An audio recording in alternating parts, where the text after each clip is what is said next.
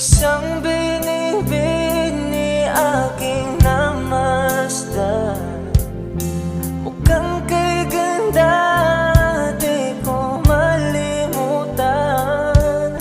Sana naman ay makilala kita.